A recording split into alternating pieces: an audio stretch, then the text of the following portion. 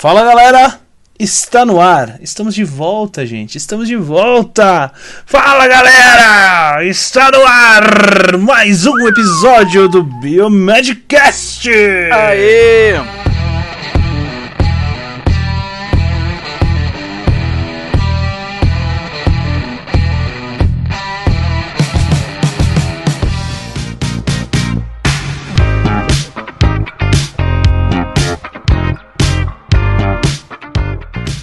Eu voltei agora pra ficar. Não vale, né? Se toda vez que a gente fizer essa música aí vai ser a trilha do... Vai ser. Que tristeza, que tristeza. Não, é porque a gente sempre toca quando algum fica um tempo sem vir, aí vai o Luiz lá que ficou um tempo, aí o Rogério que teve filho, depois ficou um tempo, e aí a gente sempre coloca essa trilha do portão. Verdade. Mas beleza, aqui quem tá falando é o Otávio, diretamente da cidade fria e chuvosa de Curitiba, 13 graus. Ô louquinho meu. Ô louquinho meu! Ô louquinho meu! Ô louquinho meu! Ô louquinho meu! Para, meu! Ô louquinho meu! Ô louquinho meu! Fala galera, aqui quem fala é o Bruno Câmara de Goiânia. E hoje você não tá no podcast Mamilos, mas vai ser polêmico.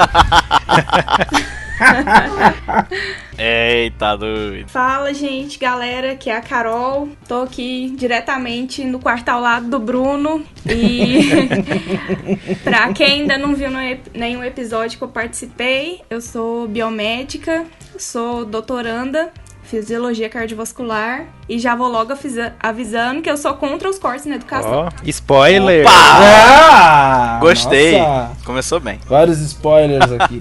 Vários. Fala galera, aqui quem fala é o Luiz, diretamente do Rio de Janeiro, né? Mais um idiota útil nesse podcast. Que sabe a fórmula da água, que sabe quanto é que é 7 vezes 8, né? E hoje a gente vai falar aí sobre esse desgoverno do Brasil e os cortes de educação. E a gente vai polemizar um pouco, comentar isso de algumas perspectivas. E eu tô bem animado, porque acho que vai ser um episódio bem esclarecedor e animador pra nossa audiência. Ou também, como é que é? Entristecedor, existe essa palavra? Não sei. Existe. Desesperador. Mas vamos lá. Vamos lá, galera, é isso aí. Então, pra você ouvinte que chegou hoje aqui, você ainda não conhece o Biomedcast, nós somos o podcast da biomedicina, mas a gente não fala só sobre biomedicina. Aqui tem um monte de biomédico falando, né, mas a gente fala sobre biomedicina, a gente fala sobre mercado de trabalho, a gente fala sobre saúde, a gente fala sobre pesquisa, a gente fala sobre futuro.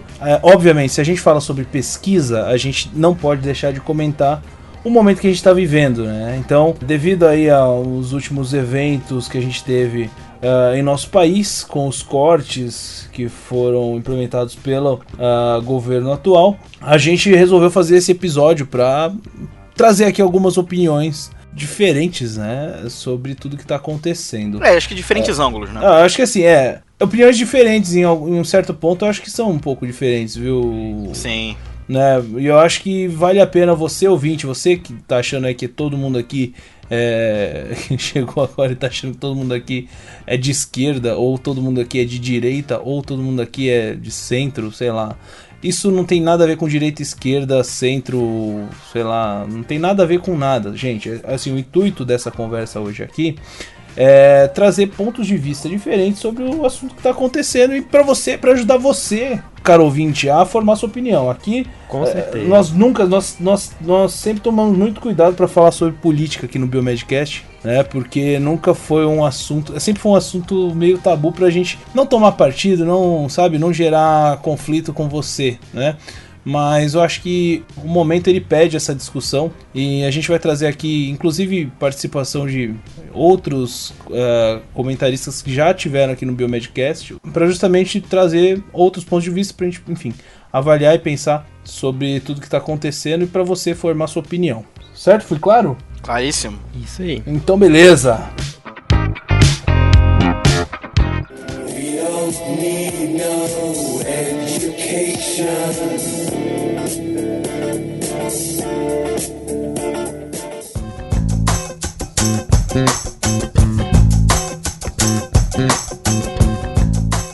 Então, no final de abril, o Ministério da Educação, né, o novo ministro da Educação, ele anunciou um corte de verbas de custeio em investimentos de 3 universidades federais. A Universidade Federal Fluminense, UFF, a Federal da Bahia, UFBA, e a Universidade de Brasília, a UNB. Numa entrevista no Jornal do Estado de São Paulo, o atual ministro ele comentou, né, sobre o corte de verbas, dizendo o seguinte, abre aspas, universidades que, em vez de procurar melhorar o desempenho acadêmico, estiverem fazendo balbúrdia, terão verbas reduzidas. A lição de casa precisa estar feita. Publicação científica, avaliações em dia, estar bem no ranking. Fecha aspas. Essa foi a declaração que o nosso atual ministro deu nessa entrevista ao Estado de São Paulo, certo? E no mesmo dia, depois de críticas das entidades das 3 universidades, o MEC acabou informando que o bloqueio de 30% na verba das instituições de ensino federais, ela valeria não só para essas 3, mas para todas as universidades e todos os institutos federais, né? Tudo que responde ao governo federal teve esse corte. O congelamento é de 1,7 bilhão dos gastos das 63 universidades federais brasileiras. Vamos entender um pouquinho melhor como que funciona esse orçamento? Bruno, pode falar pra gente aí? Bom, então o orçamento para 2019 dessas instituições totaliza 49,6 bilhões, dos quais 85,34%, ou seja, 42,3 bilhões, são despesas de pessoal, ou seja, pagamento de salário de professor, de servidores e benefícios para aqueles profissionais inativos e também pensionistas. O restante, 13,83%, ou seja, 6,9 bilhões, são despesas discricionárias. Então, essas despesas discricionárias são aquelas que não são obrigatórias.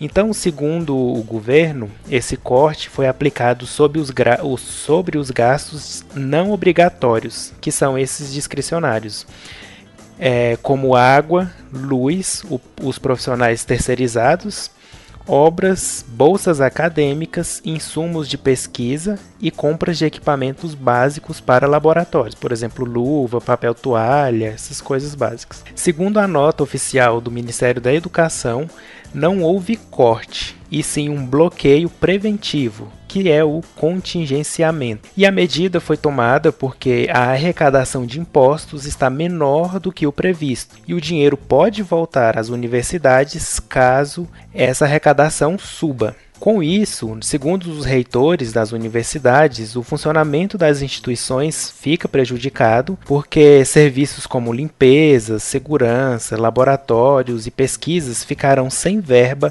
até o final desse ano. Então esse é o cenário que a gente se encontra aí no momento, de discussão. Então, só para deixar claro, o que o governo diz é que esse contingenciamento, esse bloqueio preventivo, congelamento, como você preferir, congelamento, ele não vai incidir sobre, por exemplo, o salário e pensão, dos professores e dos servidores federais, Ele só vai inserir sobre o restante, os 13,83%, que são de despesas discricionárias, certo? Não obrigatórios. A questão é que nem pode, mexer nos salários, porque salários são frutos de acordos. Pois mas salário é benefício. Uhum. Então nem pode, mas se pudesse... Se pudesse, Então, e agora, pessoal, acho que dá pra gente, baseado nisso que o Bruno explicou pra gente, como tá a situação, importante, eu acho que cada um aqui fazer um comentário, dar opinião sobre esses cortes ou esses contingenciamentos nessas universidades, esses congelamentos nessas universidades. O que vocês acham? Vamos começar aqui primeiro as mulheres, eu acho importante, Bora lá.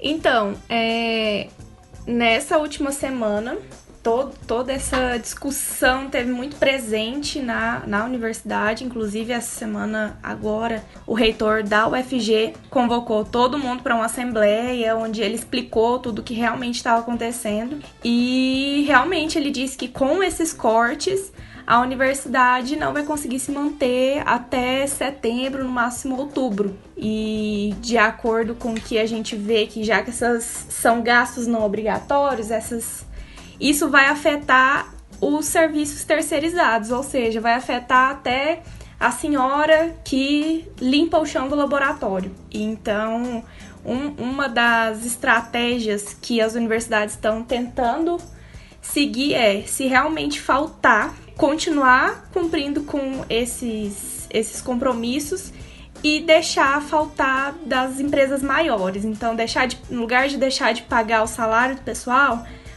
deixar de pagar água, deixar de pagar luz, deixar de pagar internet.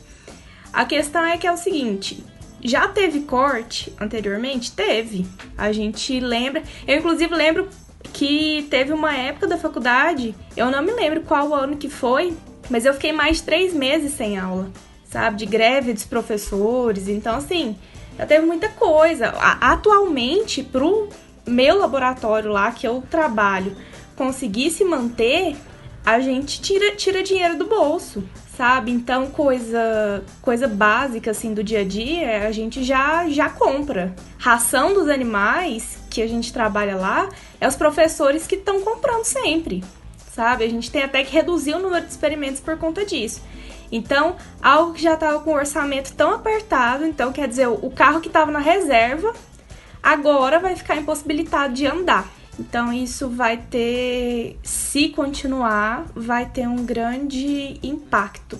Não apenas na universidade, no que diz a respeito de graduação, mas também na pesquisa, pós-graduação, saúde, os hospitais universitários também que dependem. Excelente, Carol, excelente esse comentário, porque... E triste, né?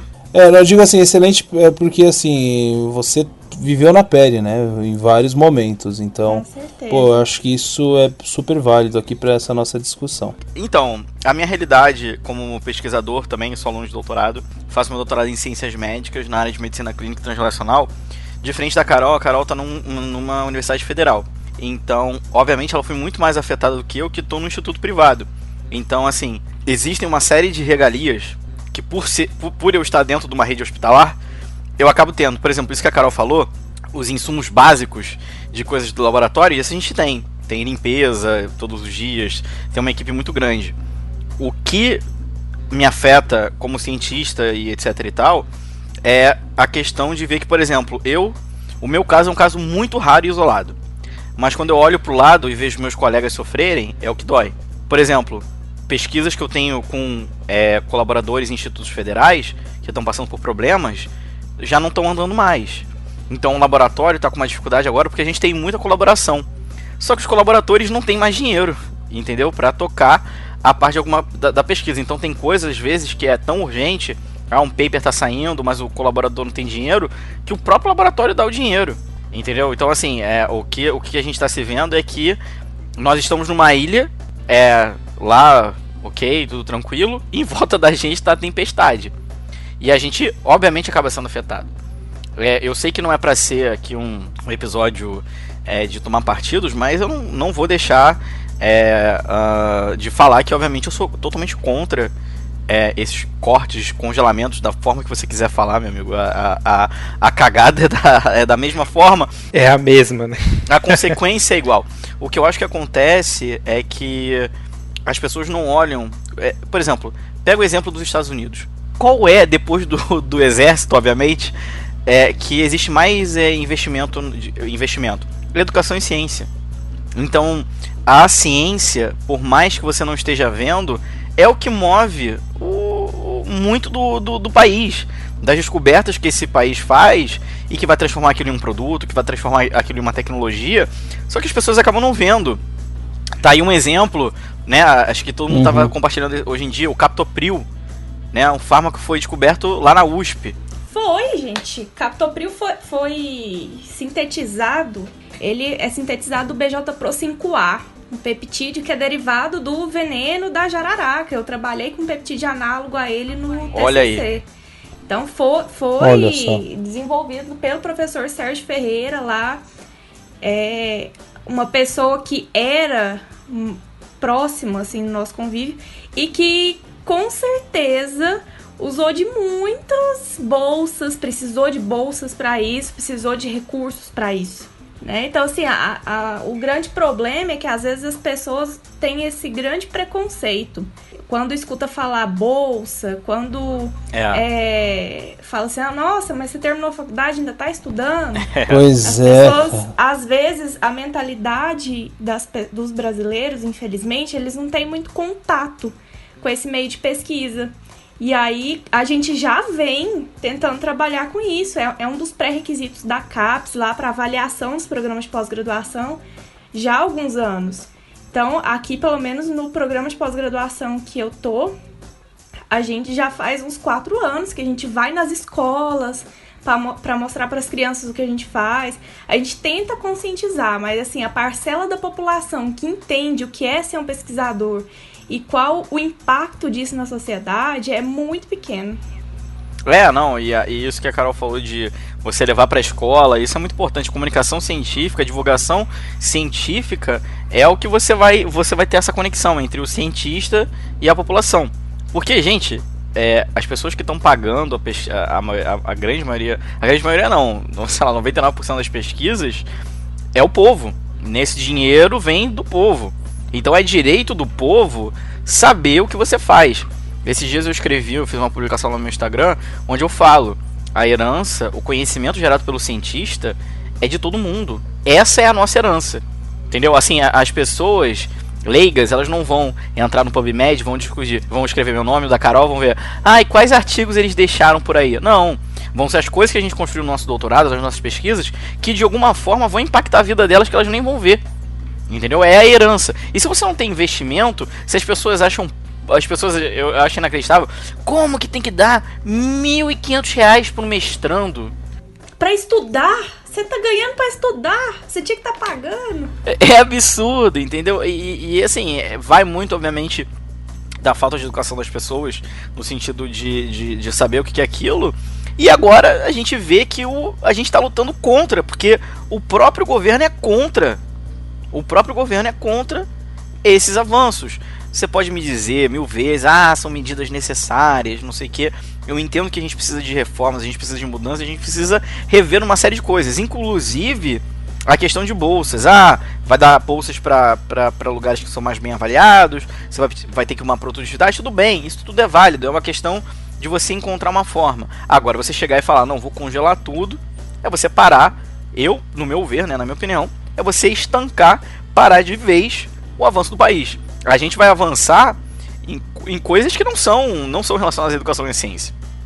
Então, o que eu consigo enxergar dessa situação toda é que agora a situação está pior, porque a gente está remando de verdade contra uma maré e a gente precisa convencer a população, o povo, de que eles têm que estar do lado dos cientistas, do lado dos estudantes. Porque, cara, é o futuro do país. É o futuro do país. Querendo eles que estão no poder ou não.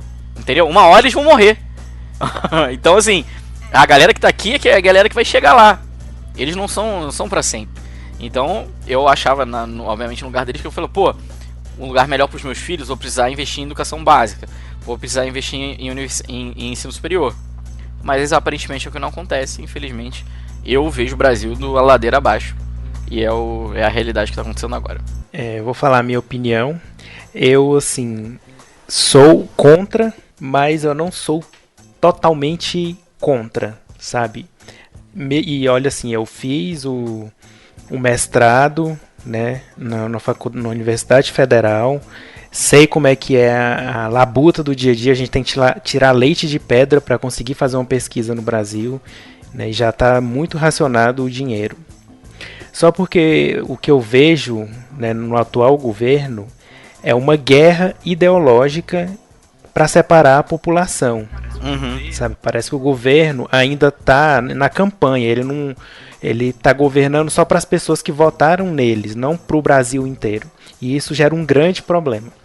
Então, ontem, né, teve lá no Congresso aquela comissão lá para ouvir o ministro da Educação. Eu assisti grande parte dela, né, e isso me fez mudar um pouco minha visão, minha opinião, né? Então, por exemplo, aquela afirmação que ele fez, que a gente falou lá em cima, né, que a universidade, em vez de ficar procurando, em vez de melhorar o desempenho acadêmico, né, e estiverem fazendo balbúrdia, terão as verbas reduzidas. Para que um ministro da educação, vai falar uma coisa dessa, que a gente está fazendo balbúrdia, né? E isso desperta uma raiva muito grande na gente que está lá no dia a dia, né? Lá na ponta, fazendo a pesquisa, tentando gerar conhecimento, falar que a gente está fazendo balbúrdia. Isso eu não aceito de maneira nenhuma. É uma falta de vergonha falar isso. Também acho. Aí me vem o presidente, né, falando aí sobre esses cortes, que é um bando de idiota inútil e massa de manobra. Idiota útil, que ele falou. Idiota útil. Idiota útil. Então, assim, um presidente da república falar um trem desse, de pesquisadores, de cientistas, é uma guerra ideológica. Então, assim, é o governo contra a pesquisa, porque eles acham que lá dentro da universidade só tem gente fazendo complô contra eles, só gente de um determinado pensamento político, né? E é errado. Então, quando você não está lá dentro, você não sabe do que está acontecendo. Aí pega um caso isolado que aconteceu, uma manifestação de alguém pelado, uma tese que falou de não sei o que, e fala que todo mundo, de todas as universidades, estão fazendo isso, né? Generaliza um problema isolado, falando que todo o Brasil, todas as universidades fazem isso. Então, assim, se, por exemplo, o presidente e o ministro da Educação falassem: olha, gente, a situação é o seguinte, a gente está com um problema, assim, assim, assado, a gente não queria isso, mas infelizmente a gente vai ter que congelar esse dinheiro por enquanto, até ver como que a economia melhora. Aí vem falar de balbúrdia, vem criar essa guerra contra a educação, então é tudo maneira de falar, sabe? E você gera todo esse conflito, porque não sabe se comunicar com a população. Então, assim, beleza, não tem dinheiro, tem que bloquear. Eu creio que tem muitas outras coisas que dá para bloquear, a não ser a educação, né? Então, assim, mas já bloqueou, né? A gente não tem como desfazer isso.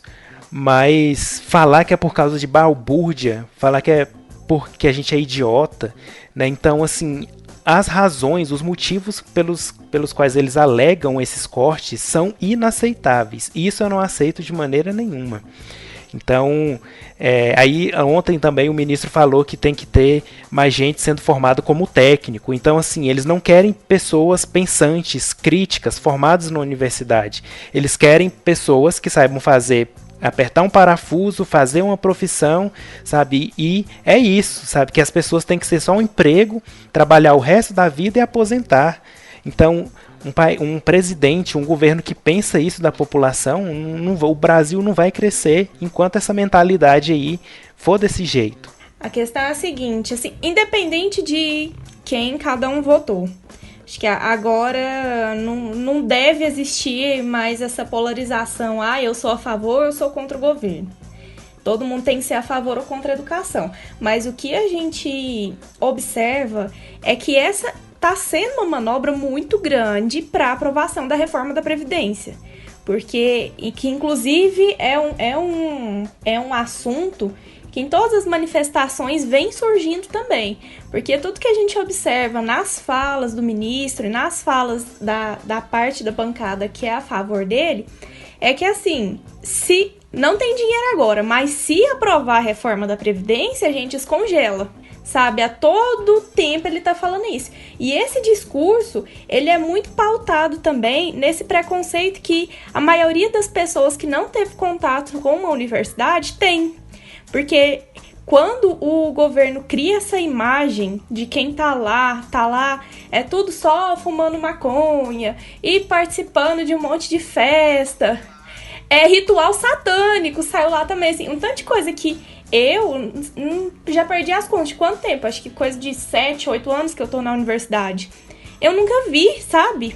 Então, eles se fundamentam nesses discursos, falando, vocês acham certo, o pagador de imposto tá lá pegando o dinheiro suado dele e pagar pra esse bando de vagabundo tá lá fazendo isso. Então, eles têm um apelo emocional muito grande para colocar as pessoas do lado deles. E como a maioria das pessoas não tem acesso à universidade ou conhecem alguém que tem acesso, elas ficam com isso. Porque só que elas se esquecem que a educação essencialmente é ideológica. Não tem como separar. Desde quando você vai preparar uma aula, se você vai falar sobre hematologia, você não consegue passar todo o conteúdo que foi acumulado ao decorrer do tempo de hematologia naquela aula. Você tem que escolher um conteúdo. E isso, valores ideológicos de quem vai dar essa aula, ele tá lá presente, não tem como. A questão é que, assim, não é ser extremista. Por exemplo, tem vários autores de hematologia, então eu escolho aqueles que eu acho que tem um jeito de escrever determinado, que eu me identifico mais, então isso acaba... É normal do ser humano, não tem como ser isento totalmente em tudo. Aí o que a pessoa tem que ter é a capacidade de pensar e saber, e refletir e decidir por conta própria. Expõe. Mas aí a gente entra naquele outro campo de que há formações para o trabalho e há formações para o mercado de trabalho. Que o que acontece? Algumas universidades privadas, elas formam pessoas para o mercado de trabalho, que por vários motivos, né? Claro que existem as que são mais sérias, outras nem tanto, mas por várias razões. Mas, essencialmente, o papel que é atribuído à universidade privada é formar profissionais para o mercado de trabalho. Então, a gente consegue até ver. Um profissional biomédico que é formado numa universidade particular, por exemplo, o Bruno, ele sabe muito mais na parte técnica do que eu fui formada numa universidade federal. Mas eu fui formada, a todo o plano de curso, do curso que eu fiz, ele foi todo formatado para me formar para o trabalho. Ou seja, além das disciplinas técnicas, eu tive disciplinas relacionadas ao intelecto também, de formar uma certa opinião. Então não tem como, a partir do momento que você tá lá estudando numa universidade federal, você se torna um pouco mais racional com essas coisas, até pelo próprio meio que você vive também.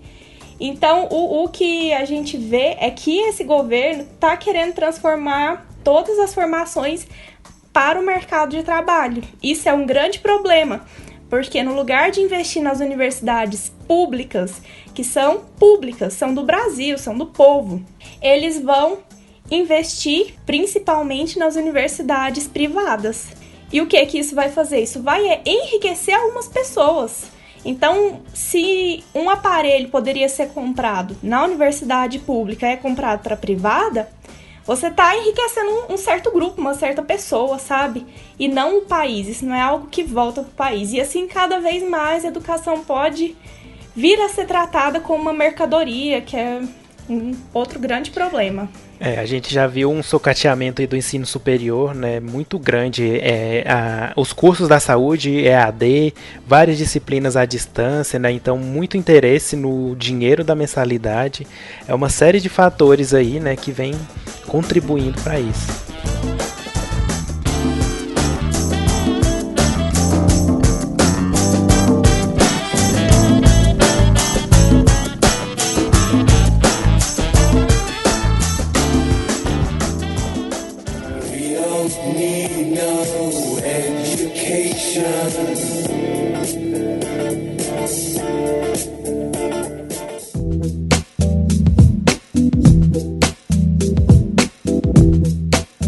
Cara, eu fiquei aqui como ouvinte, acho que sei lá quanto tempo, mas eu só tô ouvindo aqui. Vocês, nossa, assim, olha, é muito bom, cara, é muito de verdade, é muito bom ter, principalmente a Carolzinha aí que veio pra somar sempre, né?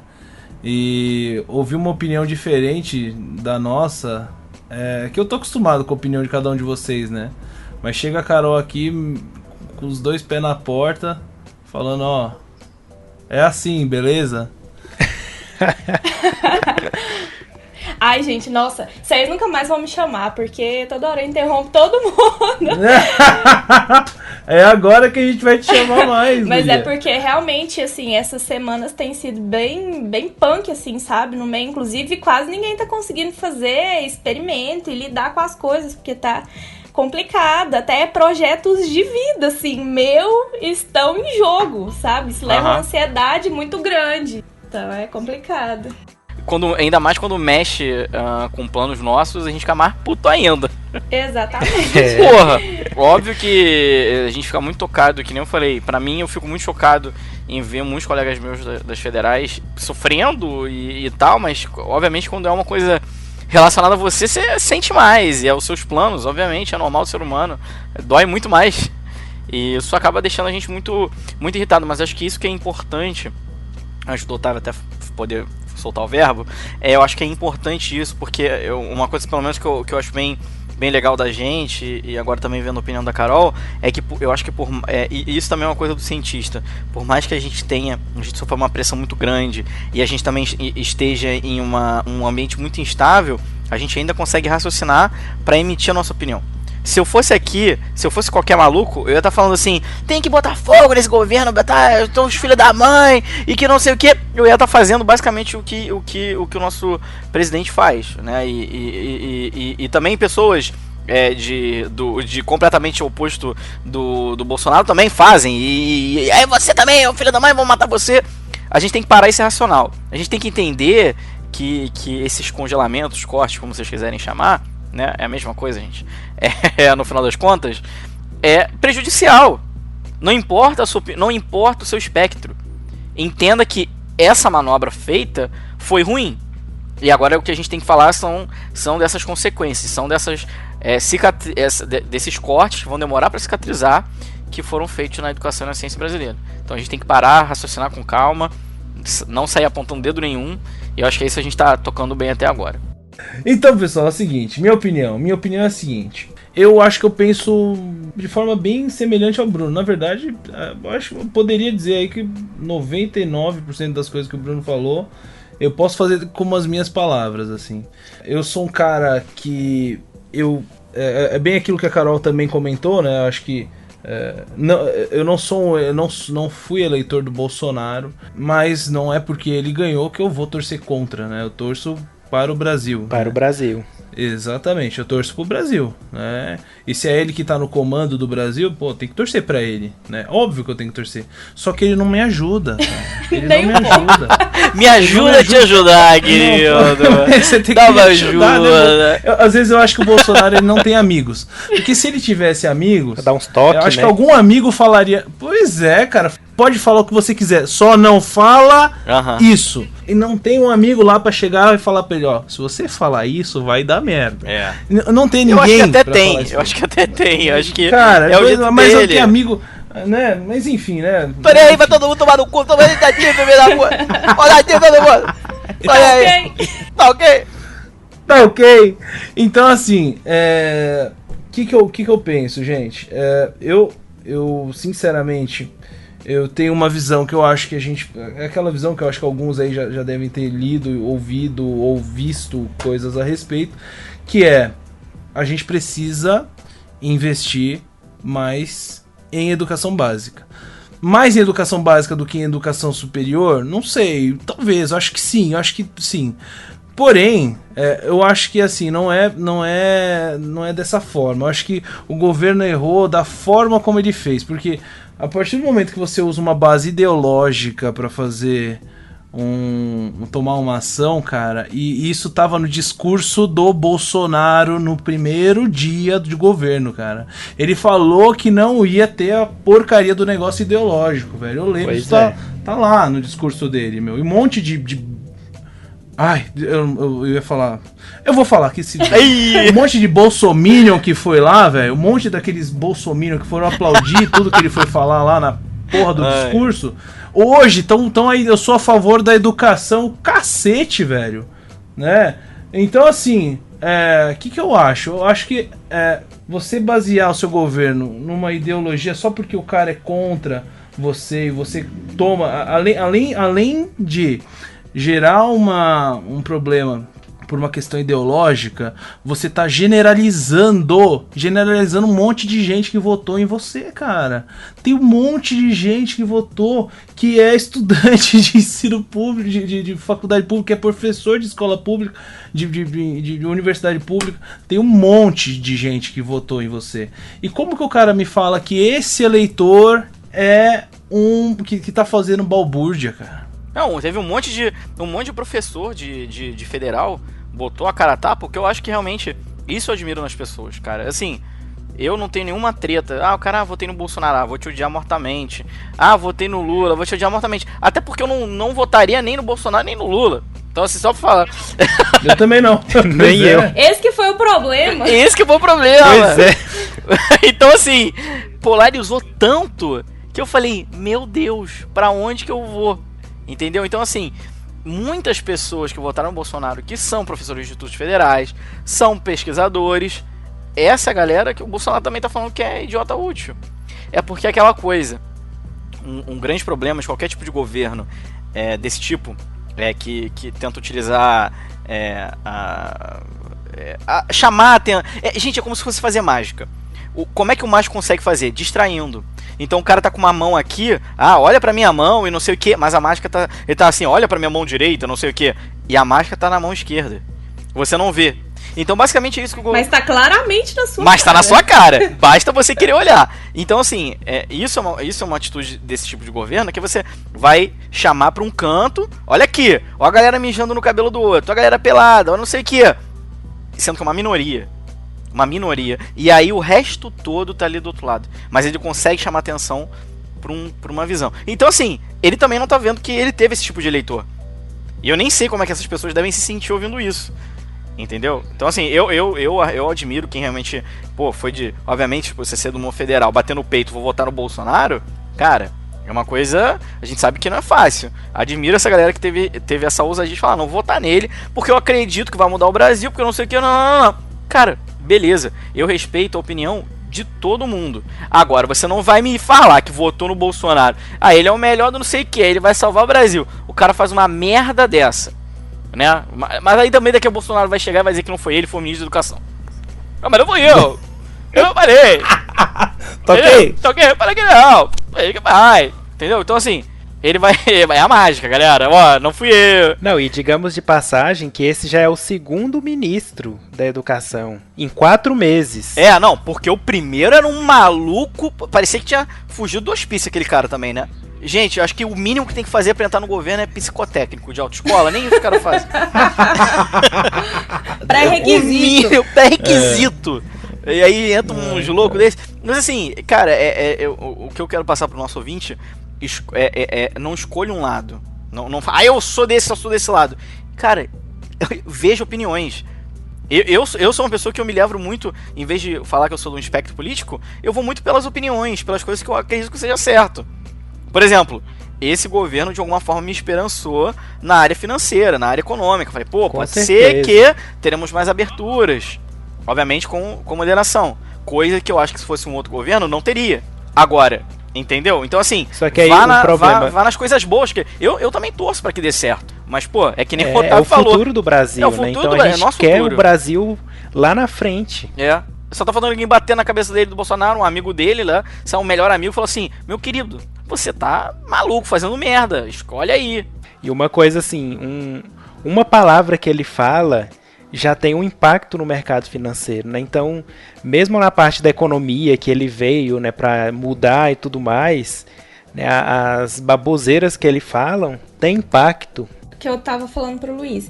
Eu acho que quem votou nele tem obrigação, mais do que a gente, de cobrar, sabe? Eu não votei por alguns motivos pessoais. No dia da eleição eu não consegui votar. Mas a questão é que, assim, quem votou tem que parar pra pensar, não, beleza, eu votei, eu te coloquei aí, agora você vai e faz um negócio desse, você não pode fazer, porque eu dei meu voto pra você, sabe? Então você me deve satisfação do que você tá fazendo. Então não é só falar, não, eu votei nele, tudo que ele vai fazer é certo. Não, é nosso dever como cidadão questionar quem tá no poder, sabe? A gente não tem que abaixar a cabeça pra todo mundo, não. Pois é, gente. É complicado, né? É complicadíssimo. Da mesma forma que quando a Dilma ia falar, eu ficava com vergonha, cara. Pois Eu é. falava, meu Deus do céu, o que essa mulher tá falando, gente? Entendeu? O problema é que quando ela falava, a gente ria. O Bolsonaro fala, a Agora com o gente Bolsonaro a chora. gente chora, né? Chora de raiva. É assim, com a Dilma a gente tava rindo. Aí com o Bolsonaro, vocês já viram aquele meme do Pikachu chocado? A gente ri, mas é de nervoso. É o Pikachu com a boquinha aberta. O que eu acho, gente? Assim, também penso de uma outra maneira, né? É até uma discussão que eu estava tendo com um colega que publicou uma carta que a Federal aqui do Paraná divulgou, né? Enfim, falando da questão do congelamento, do corte, enfim. A Federal estava lá chamando todo mundo para estar né, nas ruas, para estar nas ruas não, desculpa, eles não estavam convocando ninguém, eles deixaram isso claro. Para quem puder, né, quem quiser, para ir lá, para ver como era a universidade, não sei o que e tal, porque esses cortes iriam afetar muito o processo, dentro dos processos todos, dentro da universidade, não sei o que. E aí eu perguntei para ele, mas se a gente usasse essa manobra do governo para tentar dar a volta por cima e mostrar que a gente pode mais do que o que eles acham que a gente pode, sabe?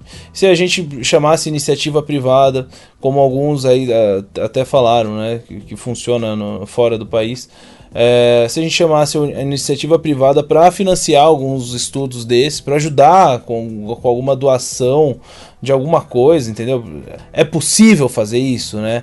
E aí ele já me disse que por ser do governo não pode. Tem um negócio assim, existe isso mesmo, pessoal. Isso é porque assim, eu sei que isso é muito complicado, né? Porque assim, o governo não quer dar dinheiro e não deixa ninguém dar dinheiro. Como assim, né? Assim, ó, se eu tivesse uma empresa e falasse assim, ó, eu quero dar aqui uma caixa de luva para todos os laboratórios da universidade aqui da minha cidade. Eu sou dono da fábrica de luva, eu quero dar a luva para a universidade inteira. Eu não posso fazer isso, entendeu? Por que não? Entendeu? E aí assim, beleza, isso a gente só tá falando de um insumo básico, enfim. Enfim, a gente pode entrar em contato com todos os outros fornecedores e ver, claro, que ninguém aqui trabalha de graça, né? Não pode viver de doação, mas eu acho que... Será que a gente não consegue se mobilizar para juntar uma grana? Não são só esses fornecedores que podem ajudar, tem um monte de gente, um monte de empresa que tá cheio da grana, pô. Você pode conseguir dinheiro na iniciativa privada, fazendo vaquinha, sei lá, de alguma maneira, pra tentar conseguir verba pra tocar isso tudo, né, meu? E assim, isso até inclusive foi uma discussão que a gente teve aqui, acho que há muito tempo atrás, né, que a gente falava sobre crowdfunding pra pesquisa, né? Não sei se você... Foi bem legal essa discussão que a gente teve. Então assim, por que não, entendeu? Eu acho que esse tipo de situação a gente poderia usar como... não como obstáculo, mas como degrau pra gente melhorar, né, a qualidade do que a gente faz. Qualidade não, mas enfim, melhorar a situação em que a gente se encontra. Eu sei que é difícil, é muito difícil, porque eventualmente isso aí é proibido no governo, enfim, pra universidade federal, universidade pública, enfim. Mas o ponto será que não dá mesmo, cara? A gente tá no Brasil, pô, aqui o pessoal tira leite de pedra, né? A gente reaproveita um monte de coisa aí, que quando os pesquisadores que vão pra fora do Brasil sempre falam que é tudo descartável lá fora, que a gente sempre reutiliza as coisas porque não tem. Pô, será que não dá, né? Esse é minha indagação. Então, vocês já sabem, né? Eu já fui professor substituto, né, na Universidade Federal, e lá dentro eu vi como é difícil para uma empresa fazer uma doação para a universidade, sabe? É muito burocrático, sabe? Então, assim, a empresa está disposta a ajudar com dinheiro, né? Quando é material, alguma coisa assim, ainda vai. Para incorporar no patrimônio é mais fácil. Mas quando é para dar o dinheiro, é muito burocrático. Então, por que não facilitar isso, né? Não, e assim, outra coisa, Bruno, tem muitos professores, aí vai uma crítica minha há professores ou pesquisadores e tal que são, obviamente, muito contra o governo do Bolsonaro, que deixam até a própria raiva se consumir e tal, não sei o quê. Muitas pessoas são contra o que tem investimento privado. Vários, já o conheci. Então, assim, cara, como é que você quer se tem gente dentro da universidade que é contra? Ah, não, a gente não pode receber esse dinheiro, que não sei o quê. Tem muito disso, cara. É assustador, é assustador. Então, assim, se você não tiver até uma mudança na cabeça dessas pessoas, porque, gente, tem gente habitolada dos dois lados, tá? Tem gente com completamente a casinha fechada, oba-oba, todo mundo ninguém é corrupto, esse aí é o meu presidente, meu ex-presidente, ex-presidenta, adoro e foda-se. E a pessoa vai pela como é que é o nome? Ideologia, não só ideologia, mas você cria como se fosse um deus, né? Você tem que cultuar esse deus e você acaba esquecendo todas as outras cagadas que essa pessoa fez. Tipo assim, é igual justificar um roubo porque esse roubo ajudou outras pessoas, né? Então, assim, é um pensamento do brasileiro que precisa muito ser revisto, né? E para isso, mais uma vez, a gente precisa de educação, né? Então, para mudar essa mente hoje da população brasileira, que aí entra também em outra coisa que a gente ainda não falou, que é a educação básica. Eu acho que o foco do Brasil tem que ser a educação básica, não tirar dinheiro do ensino superior, mas sim colocar mais na educação básica, né? E aí um dos argumentos foi, não, a gente está bloqueando aqui do ensino superior para colocar na educação básica, porque é onde o Brasil precisa. Aí quando você vai ver, o ensino básico também teve contingenciamento, também teve corte. E aí, qual que é o argumento que fica? Então não faz sentido, sabe? Não tem uma explicação técnica falando por que cortou tanto, por que tantos por cento. Então fica muito nesse disse não me disse e apresentam uns dados aleatórios, sabe? A gente precisa ter um ministro que saiba, pelo menos, mostrar a situação. Mas tem aquela questão também, responsabilidade do ensino fundamental, das prefeituras, ensino médio, dos estados. E aí o ensino superior, que é responsabilidade da União. O que é feito é um repasse de uma porcentagem de verba. Só que a gente sabe que quanto mais mãos esse dinheiro vai entrando, mais a chance de desvio. Então, o dinheiro que sai da União para ir para o estado, para depois para a prefeitura, a gente sabe como que é. A maioria das prefeituras, principalmente do interior, sabe? Véspera de eleição é fila em posto de gasolina, sabe? Porque o pessoal ganha. Eu falo isso porque eu venho na cidade no interior, eu sei como que é, sabe? As coisas. Então, todo esse desvio que tem aí no meio, será que tá faltando dinheiro? Ou tá indo muito dinheiro para onde não é para ir? Entendeu? Tem que rever essa questão também. Essa questão da corrupção a gente nem precisa falar, porque o brasileiro já tem na mente, né, que a corrupção tá para ficar aqui, né? E pelo jeito a expectativa é que não mude tão cedo. E isso tira muito dinheiro, né, dos nossos impostos, que poderia ajudar na educação, na saúde, na segurança, que eu acho que são as 3 áreas essenciais, o pilar de um país, né, saúde, educação e a segurança. A gente sabe que, infelizmente, né... Não, e eu nem sei quanto que cada deputado que for a favor da reforma da Previdência vai receber. Tem um valor desse aí meio absurdo. Vocês já viram isso? Tem também. São 30 mil. Eu não vou saber, eu não lembro o valor ao certo, mas cada deputado que for a favor vai receber em emenda um valor X para ser a favor da reforma da Previdência. Só tô tentando pesquisar aqui qual era o valor disso, antes de falar. Acho que é 40 milhões, né? Em emenda. Uma coisa que o ministro falou ontem lá, né, nessa comissão na Câmara, é que precisa de investir mais no professor, né, das escolas de ensino fundamental, ensino médio. Só que ele esqueceu, né, que esses professores são formados onde? É na universidade, né? Então, se você não tem incentivo para que profissionais, sei lá, professores de geografia, história, matemática, física, né, que eles tenham esse interesse em entrar numa faculdade, numa universidade, para se formar, para depois voltar para o ensino básico, né, não faz sentido. Então, E a gente já está vendo uma diminuição de interesse das pessoas que não querem dar aula, né, dessas matérias do ensino básico. Geografia, história que está sendo atacada, né? Então, como que daqui a um tempo não vai ter mais professor nessas áreas? Como em muitos lugares do país já não tem. É uma educação leiga. Uma pessoa que formou para uma coisa nada a ver, lá formou ou só fez o ensino médio, vai dar aula de história, vai dar aula de geografia, porque não tem ninguém, sabe, para dar aquela aula. Não, e aquela coisa, né, Carol? Isso, inclusive, é uma crítica à mídia inteira.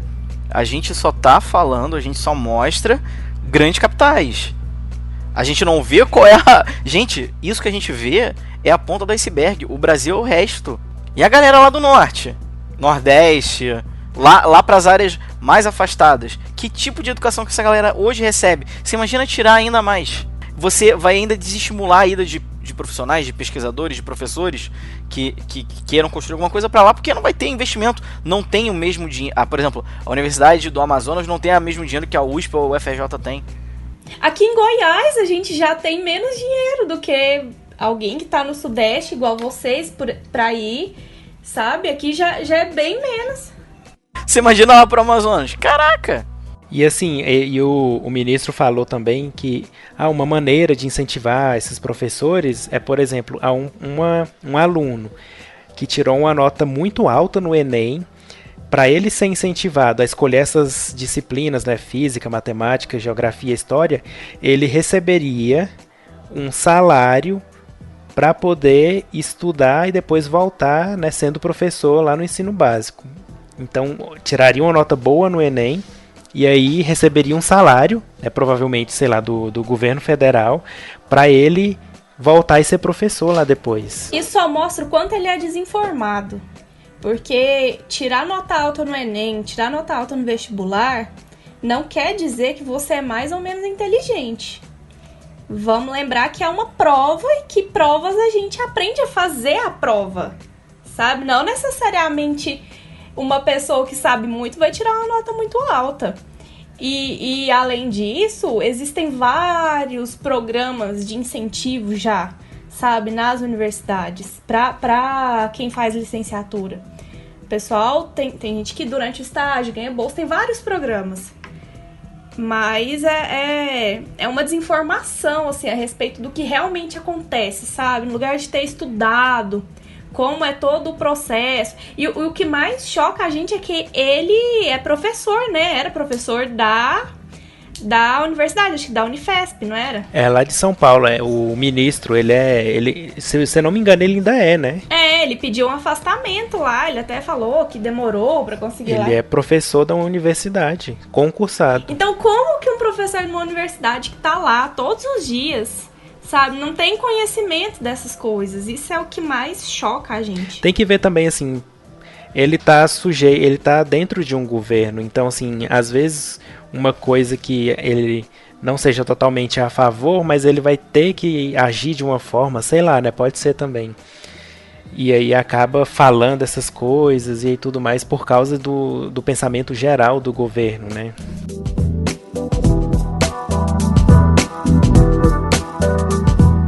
We don't need no education.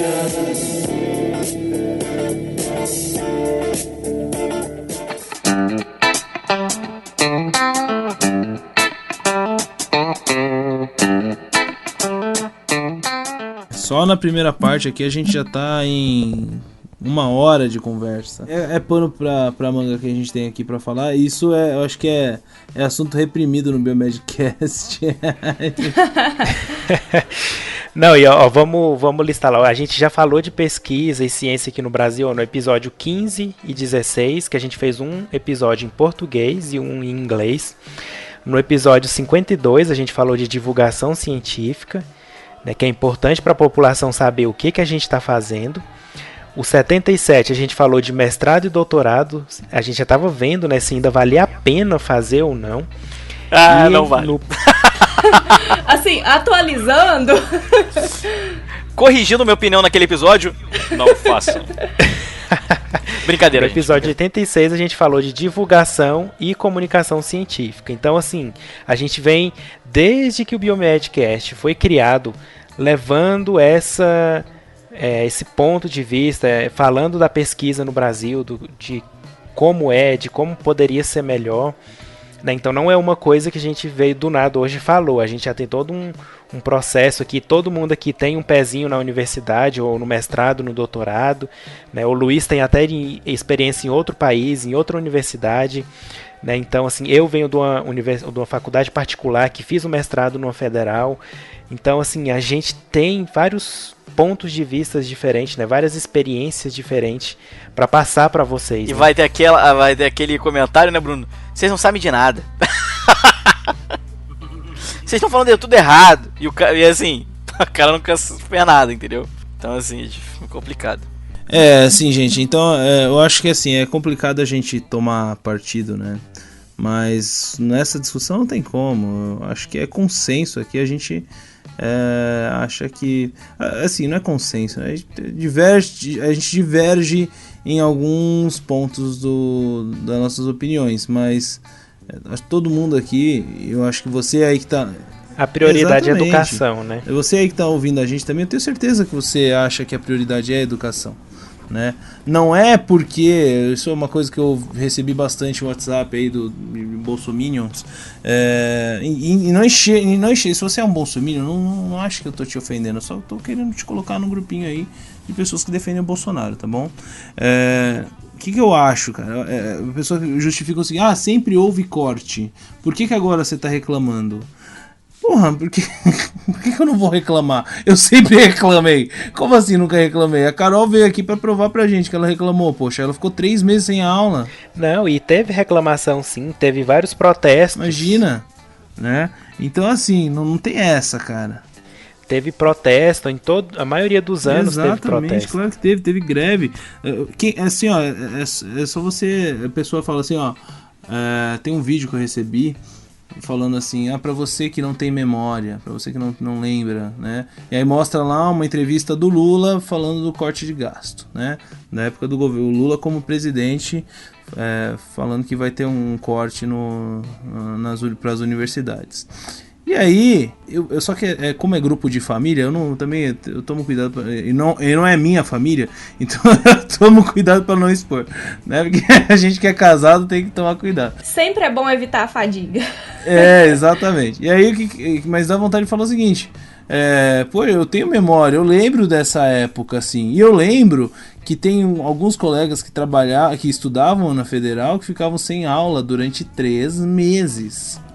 Eu peguei 2 greves na graduação, uma no início e outra no final. Imagina, né? E então, assim, não é tão simples assim. Claro que a gente lembra, e a gente briga sempre. Não é porque tá o Bolsonaro lá que a gente não vai brigar, que o seu queridinho Bolsonaro, que a gente não vai brigar, poxa. E não é porque a gente tá brigando que a gente tá contra o governo, muito pelo contrário, a gente tá torcendo... Isso que as pessoas têm que entender, né? Exatamente, a gente tá torcendo pelo Brasil, poxa vida. O objetivo é o mesmo de todo mundo, pelo menos eu acho. Eu acho que o único que não tem objetivo aqui, não tem o foco no Brasil, é o ideologista, é o cara que tá lá, que acha que todo mundo que tá na universidade... Exatamente. De ambos os lados. Que acha que todo mundo que tá na universidade é maconheiro e idiota, né? Enfim. E do mesmo jeito que o cara que tá do outro lado lá, que acha que o Bolsonaro tem que tirar o Bolsonaro do poder, tem que fazer a revolução. Esquece, né? Vocês dois, vocês estão fora. Acho que é importante sim ter... Estão perdendo tempo, né? Mas eu acho que é importante ter pessoas como vocês, mas vocês têm que baixar um pouco mais a bola, né? Acho que é importante a gente ter opiniões divergentes aí, né? Pra gente poder crescer e tudo mais, mas baixa um pouco a bola, certo? Agora essa galera vai chorar depois desse expor. Baixa a bola! Então, vamos tocar aqui sobre a segunda parte, que agora já fizemos esse interlúdio, um breve interlúdio. Né, e breve interlúdio, assim, eu acho que esse episódio obviamente vai ficar muito grande, mas eu acho que ele é necessário, porque é que nem, por exemplo, certeza. O episódio do Mamilos tem 1h30, 2 horas, é um podcast que eu admiro, mas é por isso, acho que a gente tem que... podcast, gente, as pessoas que estão ouvindo agora a gente, Esse não, provavelmente, a pessoa não vai conhecer um podcast por um... As pessoas que vão apresentar um podcast pra uma pessoa não vão falar, toma esse podcast de 2 horas aí. Não é assim, né? Tem que viciar aos poucos. Então, assim, eu não vejo esse problema, o episódio tá longo, mas eu acho que é importante ele ter esse tamanho agora. Eu acho que os ouvintes, espero que vocês estejam gostando, realmente da gente mostrar todas essas visões e tentar passar pra vocês, pelo menos nosso senso crítico de cientista, que é vocês têm, assim, independente do lado, parem, reflitam e vejam a situação. Não seja o ideologista. Por favor. Para de gritar. Para de gritar. Para de gritar. Para essa coxinha. E tem lá o mortadela, não sei o que. Parou. Não tem. Aqui é só racionalidade e pau. Tá, mas agora, pessoal, vamos indo agora pra segunda parte.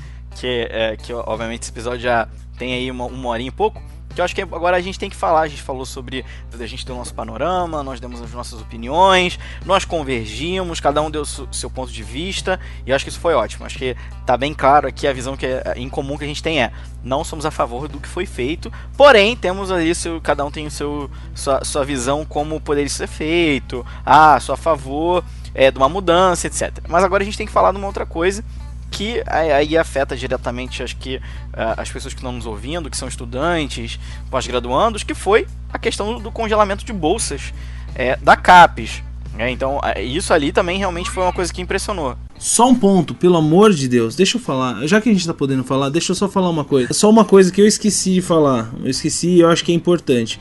Eu não toquei aqui, eu só ouvi vocês falando sobre reforma da Previdência. Eu não toquei nesse assunto. Mas eu acho importantíssimo, isso, assim, de novo, eu sou pró-governo. Eu sou pró-governo porque eu sou pró-Brasil, tá? Então eu sou pró-reforma da Previdência, tá? Essa é a minha opinião. Eu acho que é o seguinte... Não faz sentido nenhum, uma coisa que eu vi aí, né, vi nessas manifestações, o cara ir lá levantar a bandeira, não, o corte da educação, não, a reforma da Previdência, pô, não faz sentido, pra mim, não faz sentido, são duas coisas diferentes. São duas coisas diferentes. E eu acho que a gente não pode confundir as coisas, tá, misturar essas duas bandeiras, acho que são coisas diferentes. Eu fiquei muito grilado também ao ver isso, porque assim, é um movimento da educação e tal, e o que eu vi foi tipo assim, sindicatos e outros partidos, então ficou assim, misturou muito e acabou que meio que manchou o protesto, porque aí ficou que a população viu, ó lá, um bando de baderneiro, aquele tanto de coisa vermelha lá, parecendo que era só coisa da esquerda e tudo mais, então... Não, um monte de bandeira do PT, né, Lula livre... Pois é, então eu não gostei dessa parte, desse protesto, assim. Mas a questão é que isso nas universidades federais no dia a dia já tem. É só que essas pessoas ficam meio sem voz, né? E aí quando vem um movimento tão grande desse, elas se aproveitam para poder levantar suas bandeiras e incentivar mais as pessoas a ficarem de seus lados. No dia da Assembleia mesmo, assim... Abriram lá para 20 pessoas falar, quando viu tinha 38, cada um de um partido, de um movimento. Assim, os movimentos são importantes, sim, mas chega uma hora que dá uma descaracterizada, sabe? Eu acho complicado a gente misturar as coisas. É a mesma coisa, aquela questão, né, dos black blocs lá, enfim, que chegam pra causar, né? A gente tá querendo fazer um negócio pacífico, o cara vai querer levantar a bandeira, um negócio que não tem nada a ver, entendeu? Esse assunto de manifestações serem partidárias, assim, da mesma forma que, obviamente, é difícil você emitir uma opinião sem emitir um lado que você possa estar. É um pensamento seu. Isso é uma grande, inclusive, uma polêmica. Eu tenho amigos meus que são super Bolsonaro, amigos meus que obviamente são super Bolsonaros, mas assim, votaram no Bolsonaro pensando na área econômica. Obviamente não ia ser amigo de pessoas que realmente são homofóbicas, etc e tal, né? Isso já descarto, né? Mas assim, são pessoas que viram no Bolsonaro como um projeto de mudança pro Brasil. Beleza, eu aceito isso, a opinião da pessoa, ok. Mas eu também tenho amigos que são muito da esquerda. E assim, na própria esquerda ali, nessa galera que se vê na esquerda, né? Ali a galera que é totalmente contra o Bolsonaro, não quer saber de nada, existe essa polêmica da questão da manifestação ter partidos. A minha opinião é muito de frente que o Bruno falou e do Otávio também falou. Eu acho que misturar as coisas é um problema. Você enfraquece a ideia daquele movimento, Porque o que você quer lá é uma união de dois lados. Galera, importa se votou Bolsonaro, votou no Lula, sei lá em quem. É a favor da ciência, a favor da educação. Vamos todo mundo ali gritar contra isso. Só que a partir do momento que você concentra isso, começa a dar um problema. Tem uma série de pesquisas, mas eu acho que de comentários que são feitos em relação a isso, que assim, muitos partidos se aproveitam desse momento para se promover ou para mostrar força. Mas eu tô com a minha bandeira aqui, eu não sei o que. Eu acho contra. Eu, pelo menos, Luiz, não levantaria minha bandeira do partido. Eu vou levantar um cartaz escrito com a minha opinião ali naquele momento. Eu teria vergonha de levantar minha bandeira do partido. Não, eu acho que é totalmente um lugar errado, mas isso é uma opinião. Foi errado. Eu não concordei também. Eu era pró a manifestação, mas não do jeito que foi, com esses partidos lá, essas bandeiras e tudo mais. Eu fiquei triste mesmo em ver como acabou sendo e piorou a visibilidade das pessoas que estavam de fora, né, da sociedade que estava contra isso. Então, assim, não ajudou nada praticamente. Não ajudou. E é porque assim, ó, o que acontece? Esse cara que levanta a bandeira, tudo bem, pode levantar a bandeira dele quando ele quiser. Mas eu acho que ele tem que ser livre, né? Mas o problema é, se você realmente tá compromissado com aquilo, o que demonstra é que você que tá levantando a bandeira do seu partido ali, naquele movimento pró-educação, você parece que não, na verdade não está pró-educação, você está pró-seu partido, ou seja, você está pensando no seu umbigo e não no Brasil, você não está pensando no bem de todos, você está pensando no seu umbigo ali, então você está sendo egoísta, né? Esse é o meu ponto de vista. Então, não acho que seria o momento mais adequado. E outra, né? Quando você coloca ali uma bandeira do PT, você está falando que todo mundo que está ali é do PT, e é para dar mais pano para manga para quem é do Bolsonaro, bolsominion fanático, falar que todo mundo que tá indo a favor da educação é do PT. Tudo que envolve muita gente sempre dá um problema, né? No meio daquele tanto de gente, claro que ia ter gente. Gente, esse trabalho de grupo da merda, imagina. Pronto, o Luiz fechou com chave de ouro. Boa, Luiz. Esse é o pensamento. Vamos pra cá, gente, vamos pra cá. Tá explicado.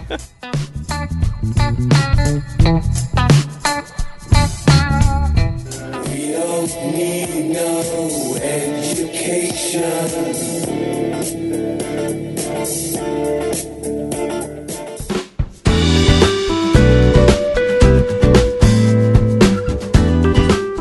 Então vamos falar sobre o congelamento das bolsas da CAPES, né, gente? Isso aí foi outra coisa que tá ligado, né, com esses cortes. E, enfim, vamos lá. Lê aí pra gente, Carolzinha. Nos dê a honra de ouvir uma voz feminina no meio desses tantos homens aqui que não sabem de nada. Voz poderosa.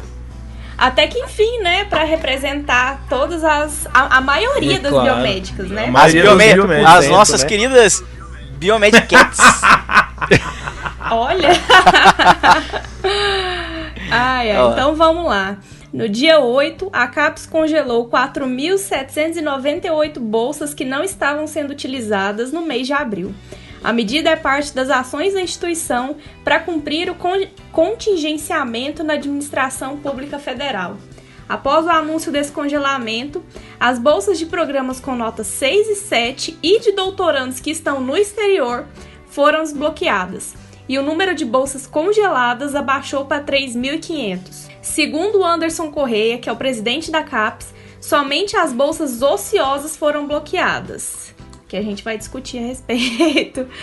Porém, esse conceito de ociosidade usado pelo governo federal é questionável. Segundo os programas de pós-graduação, entre o fim do contrato de um bolsista e o início do contrato do bolsista seguinte, existe o período de algumas semanas em que trâmites burocráticos precisam ser feitos até que o pagamento da bolsa seja liberado. Além do congelamento das bolsas identificadas nos programas de pós-graduação, a CAPES prevê a redução gradativa da concessão de novas bolsas para todos os cursos que se mantêm com nota 3, que é o conceito mínimo atribuído pela CAPES na avaliação dos cursos de pós-graduação, durante um período de 10 anos. E, além disso, a suspensão de novas bolsas do programa Idiomas Sem Fronteiras. Segundo a CAPES, serão reforçadas as parcerias com o setor empresarial para que possam ser ampliados os investimentos em pesquisa. Antes da gente seguir então com essa discussão, a gente vai trazer aqui um comentário, aliás, 2 comentários de 2 pessoas especiais demais pra gente aqui, e cada um com uma opinião diferente, só pra você curtir e pra você também, enfim, saber outras opiniões que não só a de nós 4 aqui que estamos conversando, beleza? Vamos aí, vamos tocar então primeiro o áudio do Onício Leal, que é um super amigo nosso, que você que é fã do Biomedcast já ouviu ele aqui mais de uma vez, mais de 2 vezes, a gente comentando nele mais de sei lá quantas vezes, e ele tá aqui de novo. Ele tá fazendo pesquisa, tá fazendo pós-doc dele em Zurique, lá na Suíça, e ele tem uma opinião bem bacana aí pra gente entender, beleza? Fala pessoal do Biomedcast, aqui é o Onício Leal. Eu queria trazer minha humilde opinião sobre essa situação que está acontecendo nas universidades públicas e as limitações orçamentárias. Bom, eu sou biomédico, fiz residência em saúde coletiva, mestrado e doutorado em saúde pública pela Fiocruz, e atualmente estou fazendo meu pós-doutorado na Universidade de Zurique, aqui na Suíça. Uma novidade é que a ciência no Brasil ela é sucateada desde muito tempo. Na minha época de mestrado, a bolsa do mestrado era ridiculamente pequena, continua sendo, acho que é o mesmo valor, inclusive. Financiamento de pesquisas pelos órgãos de fomento, CNPq, CAPES, pela agência de fomento, por agências de fomento estaduais, como a FACEP, eram sempre muito pequenos os valores, cheio de regras, cheio de restrições, e que muitas vezes inviabilizavam um potencial inovador de alguma pesquisa. Então, isso não é novidade, isso não está acontecendo agora. Talvez agora esteja culminando um dos maiores absurdos, que é sucatear ainda mais alguma coisa que sequer poderia estar mais sucateada. Então, acho que a situação é essa. Por outro lado, acho que agora é um momento interessante, de oportunidade de ver que existem outras possibilidades de financiamento de pesquisa. Fora do Brasil, nos Estados Unidos, aqui na Europa, é bem comum a iniciativa privada financiar pesquisa acadêmica, pesquisa básica, pesquisa aplicada, enfim, não importa o tipo, isso é muito comum, a gente vê muito isso. Tem disciplinas aqui na Universidade de Zurique que, por exemplo, tem disciplina de impacto social e empreendedorismo, que o trabalho final da disciplina é criar uma startup, uma ideia de startup, e ao invés de você receber a nota, você recebe 10 mil francos para abrir a sua startup. E essa bolsa é financiada por um banco grande aqui da Suíça. Então, isso mostra o exemplo de como a iniciativa privada ela pode estar inserida para suprir uma lacuna que o governo tem de não ter capacidade financeira de assegurar o financiamento do ensino superior, ou lato sensu, estrito sensu. Então, acho que a maioria das pessoas ficam pensando muito no problema, mas acho que a gente pode entender essa situação como um pensamento da solução, e que uma das vias seria, de fato, incluir ainda mais a iniciativa privada como um agente de fomento de pesquisa. Obviamente que a iniciativa privada tem seus interesses, mas existindo um acordo, existindo todo um cumprimento ético das guidelines que devem ser utilizadas, eu não vejo por que não tê-los nessa mesa fazendo um papel de agente que vai financiar algo que o governo não está conseguindo financiar. Então, acho que é isso que eu queria falar. Essa é a minha opinião, esse é o meu ponto de vista. Ele é só mais um dos pontos de vista que existem por aí. Estou trazendo aqui alguns exemplos do que eu vejo que acontece fora do Brasil e que gera resultados muito frutíferos. Eu acho que as pessoas que são obcecadas por um ensino público ou por um distanciamento do setor privado, acho que as pessoas precisam rever seus conceitos, rever suas visões, porque nesse momento o que a gente precisa é abrir possibilidades, e uma das possibilidades que se constitui de fato é ter a iniciativa privada envolvida numa história como essa, para tentar alavancar bolsas de mestrado, bolsa de doutorado, financiamento de pesquisa. Então fica meu abraço para vocês, e qualquer discussão a mais, se vocês quiserem trocar uma ideia, é só me procurar aí nas redes sociais. Vai ser um prazer falar com vocês sobre isso. Um abraço. Show de bola, hein, galera? É aquilo que o Otávio falou, né? Pois é, né? Foi mais ou menos o que eu falei também. O Onício, eu acho que a gente pensa mais ou menos igual. Eu queria agradecer o Onício. Obrigado, Onicião, cara. Você é fera. Valeu, Onício. Muito bom. Muito bom, Não Onício. Obrigado, hein, de falar isso porque, enfim, é um cara que sempre tá aí pra ajudar a gente. A gente, eu digo, nós aqui, não só biomédicos, mas nós divulgadores científicos. É um cara que tá sempre aí pro Brasil como um todo também, né? O próprio trabalho que a ApeTrack faz, né? Então ele é um baita de um exemplo aí de brasileiro, né? E claro, você ouvinte que quer saber do Onício, a gente vai deixar o link para as redes sociais dele, LinkedIn, enfim, Instagram, essas coisas, tudo na descrição desse vídeo, beleza? Então, obrigado mesmo, Onicião. E assim, enfim, vocês já ouviram minha opinião, eu acho que eu compacto bastante do que o Onício fala, né? Eu acho que a gente poder buscar recurso de fonte privada, isso tem que ser facilitado pelo governo. Não adianta só ele fazer o mesmo que os outros, né? Por mais que você fale que sempre teve corte, por que ele não faz um negócio diferente ao invés de só cortar também, né? Mas isso aí foi falado pelo ministro ontem na comissão. Ele falou que, por exemplo, uma universidade pode, por exemplo, ter um nome de um campus, lá ele citou o exemplo da Globo, campus, como é que é o nome? Marinho, sabe? Alguma coisa assim, Roberto Marinho. E aí pegar um dinheiro que essa empresa está querendo investir, entendeu? Ele deu esse exemplo, mas aí tem gente, por exemplo, que não gosta dessa questão de misturar o público e o privado, né? Então fica aí outra polêmica, né? Eu acho que é interessante, sim, já que o governo não consegue, se tem uma empresa que está disposta a contribuir para a evolução do país, para investimento em ciência, eu topo demais, né? Esse investimento, eu concordo.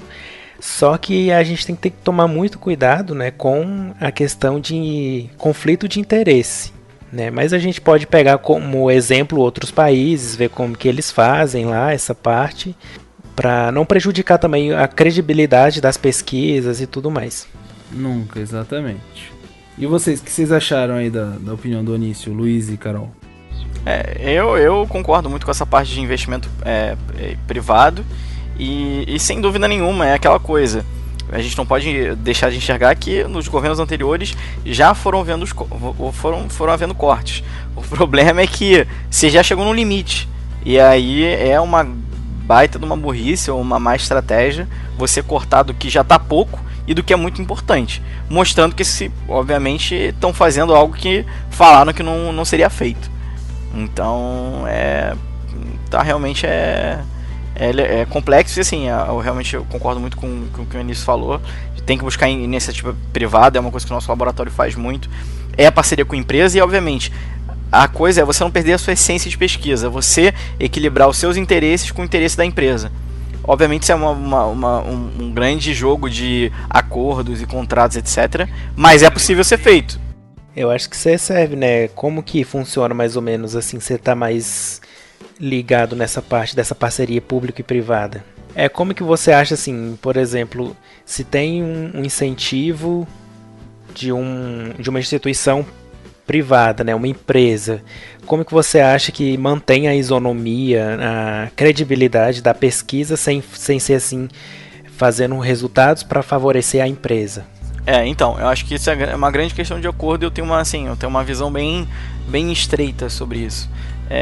Por exemplo, lá no nosso instituto é um instituto muito sério, muito e renomado. Nunca que as pessoas lá de coordenação de inovação e essa área de investimento aceitariam empresas que seriam contra a pesquisa básica, por exemplo, que é o que a gente faz.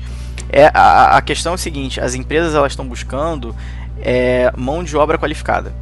Então, o meu laboratório, por exemplo, chega para uma empresa e fala: olha, fulano, pode vir fazer sua pesquisa aqui, porque a gente tem essas pessoas aqui, são qualificadas, são neurocientistas super experientes na área tal, podem ajudar vocês a obterem sucesso na pesquisa de vocês. Então, sei lá, o cara quer fazer né, por exemplo, o cara tem um objetivo A, beleza, eu tenho um objetivo B, muito diferente do cara, mas qual é a questão? Você me dá dinheiro, eu procuro o teu objetivo A, mas também esse dinheiro vai pagar o meu objetivo B, entendeu? Essa é a questão de alinhar. Obviamente você tem prazos e você tem que ter entregas para a indústria, mas é você ao mesmo tempo poder usar esse dinheiro para sua pesquisa, que é o que acontece. Ou isso, ou que a pesquisa seja do mesmo interesse da empresa, né? Então assim, trabalho como um modelo alternativo, e aí a pesquisa também é de modelo alternativo, vai lá e combina esses dois lados. É uma questão de contrato e de realmente de conversa, de você chegar no equilíbrio. Eu também concordo. Eu não aceitaria essa grana se minha empresa chegasse na minha porta e falasse: mas não estou interessado na sua pesquisa não, só quero que você veja isso pra mim. E você veja que aquilo ali é só pra, sei lá, ou é uma pesquisa que não tem ética suficiente, ou realmente é questão de só contrato. Quero que você faça isso pra mim, pronto. Tem laboratórios que podem aceitar, eu não aceitaria. Entra muito na parte da ética, né? Mas é uma possibilidade, né? O Onício trouxe aí um belo exemplo de solução, né? Então fica a dica aí, né? Pra quem estiver ouvindo, que é uma possibilidade. Eu concordo muito com o que todos vocês falaram. Eu só tenho um detalhe aí que me deixa muito, muito, muito triste, assim, de verdade. Por que o Brasil perde tantos cientistas brilhantes, assim, gente muito boa para outros países, sabe? Por que a gente ainda tá comendo essa bola, sabe? A gente vê todos os dias, muita gente boa. No meu laboratório lá, um colega foi pro doutorado de sanduíche, tava na Suíça também, estabeleceu um monte de colaboração, voltou, quando defendeu o doutorado não tinha emprego, sabe? Porque é uma estrutura toda que não comporta mais uma mão de obra altamente especializada.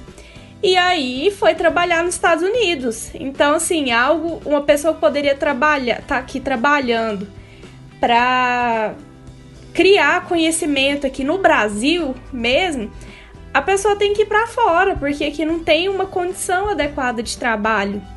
Mas para isso é uma pena, assim, muito grande, que eu fico muito triste mesmo do Brasil perder tanta gente boa, assim, para os outros países. A fuga de cérebro é um grande problema, que é aquilo, você luta até onde você puder. Obviamente, você vai para o lugar onde você vai poder também ter uma vida, né? E claro. A gente sabe que aqui no Brasil você faz mestrado, doutorado, pós-doutorado, e é muito difícil, assim, é muito concorrido você ter uma vaga, por exemplo, para ser professor. É super disputado, são pouquíssimas vagas que abrem no concurso, e aí você acaba chegando naquilo que a gente às vezes chama de limbo do pós-doc, que é uma pessoa que vai pulando de pós-doutorado em pós-doutorado porque não tem para onde ir. O Brasil não tem aonde efetivar essa pessoa. Então esse é um grande problema, e essas pessoas super qualificadas acabam vendo oportunidades lá fora e acabam saindo do Brasil, sendo que o Brasil perdeu uma grande pessoa que poderia realmente fazer um trabalho de mudança, mas as oportunidades que aparecem aqui, devido à nossa economia, devido a uma série de coisas, não favorece esse tipo de pessoa, infelizmente. E isso vai acontecer cada vez mais agora. O Bruno já foi de universidade particular e sabe disso. Cara, quantas vezes eu já ouvi de gente falando: pô, eu quero dar aula na particular, mas eles não me aceitam. Aí eu falei: por que, cara? Não, porque eu tenho pós-doutorado. Falei: caraca, mas não querem? Não, eles não querem gente com essa qualificação por causa do dinheiro. Eu já vi gente que apaga do Whats, sabe? Eu apaga, também esconde que tem, porque senão é demitido. E a gente vê também que não só as pessoas que não conseguem passar no concurso, né? Professores concursados. Acho que o exemplo mais que a gente lembra aqui é o da professora neurocientista Suzana, né? Que tinha tudo aqui no Brasil, tal, fez pesquisas fodas, e aí foi para os Estados Unidos porque aqui estava impraticável mais, né? Então, assim, é generalizado, né? Mas vamos pro próximo áudio. Temos mais um áudio, né, Otávio? Então a gente vai ouvir esse áudio, ele é do Davi Rocha. Davi Rocha é um amigo meu, assim, de muitos anos, da época do cursinho. Enfim, como eu conheço, eu sei que a opinião dele é um pouco diferente da do Onísio. Eu acho que seria legal trazer aqui uma opinião um pouco diferente e de outra pessoa pra gente poder ouvir e compartilhar com vocês, beleza? Vamos lá. Fala pessoal do Biomedcast, tudo bem? Obrigado pelo convite aí para falar sobre esse tema tão importante, né? Que a gente está vivendo numa situação em que parece que pela primeira vez em muito tempo o Brasil está unido pela mesma causa, que é lutar contra esse absurdo que é o corte na educação brasileira, principalmente no âmbito da... Assim, a gente vai falar sobre as universidades públicas, mas não importa, a educação básica, a universidade pública, não interessa, assim, qualquer país minimamente aceitável, não tem como você ter um corte na educação, você precisa ter mais dinheiro para a educação para resolver diversos problemas, mas enfim, sobre as universidades públicas, assim, já existem uma infinidade de limitações na produção de ciência no Brasil, em todas as áreas, de humanas, biológicas, de exatas, a gente está sempre precisando correr atrás do prejuízo. E assim, eu não sei da onde um ministro de educação de um país no Brasil deste tamanho, com a potência que a gente tem, com o potencial, com a quantidade de gente, pensa em cortar dinheiro das universidades públicas, em vez de, sei lá, assim, é tão absurdo que fica até difícil falar sobre isso. Assim, eu acredito que isso pode ter impactos para o futuro tenebrosos, assim, se de fato acontecer, embora a gente, né, venha vendo aí, esteja vendo que o Brasil está lutando, as pessoas estão pedindo para que isso não aconteça, né, pelas manifestações ontem que aconteceram em mais de 160 cidades, porque assim, a produção científica, a formação de profissionais, assim, é uma coisa que precisa ser melhorada sempre, é uma coisa assim que não tem como, não existe a possibilidade de você voltar atrás, diminuir, ter menos gasto. É uma coisa que você tem que ter mais gasto, mais apoio, mais liberdade. Precisa ser sempre pensado para o futuro, porque isso, assim, se isso acontece, o que está acontecendo, né, todos esses cortes, universidades vão fechar, profissionais vão ficar sem emprego, formação de novos profissionais vão estar em risco. Então, assim, é uma série de coisas que pode impactar para o futuro lá na frente, assim, uma coisa assim que a gente não tem dimensão do tamanho do que pode acontecer. Talvez a gente tenha dimensão do que aconteceu durante o período da ditadura militar no Brasil, em que não existia liberdade de pensamento, então a gente está até hoje meio capenga em algumas coisas. Por exemplo, não sei, é uma coisa tão tenebrosa que pode acontecer para o futuro, que eu não tenho nem como dimensionar, assim. Eu acho que a gente tem que, de fato, se unir, o Brasil inteiro, as pessoas precisam se unir em manifestações, em, sei lá, qualquer for a forma ou o meio, para que isso não aconteça em absolutamente nenhuma área e, pelo contrário, a gente tenha mais verba para mais investimento nas universidades públicas e na educação em geral, porque só isso a gente vai ter alguma possibilidade de ver algum futuro no Brasil, porque por enquanto o Brasil parece um país que a gente tem certeza que não tem a menor chance que vai dar certo em algum momento, e isso é lamentável, é uma coisa triste, enfim, não pode, a gente precisa correr atrás disso e entender que o Brasil tem sim algum futuro pela frente. É isso, valeu, essa é a minha opinião, espero que agregue ao debate de vocês, até mais. E aí, cara, Opa. Agregou demais, Davi. Maneiro. Agregou demais. Agregou. Eu peguei aqui um ponto importante que o Davi falou. Primeiramente, obrigado, Davi, por ter aceitado o convite, participado. Acho que foi muito bacana ouvir sua opinião. Mas uma coisa que o Davi falou muito importante, ele falou impactar no futuro. Gente, as pessoas não veem a dimensão dessa desgraça. Exatamente. É uma bola de neve. Tá pequenininha aqui, banana. No futuro, gente, a gente vai estar sofrendo as consequências de agora. O dano, não vou dizer que é irreversível, porque se a gente tiver investimentos suficientes e tal, a gente consegue mudar a situação, mas é um dano que é uma cicatriz que vai demorar muito a cicatrizar.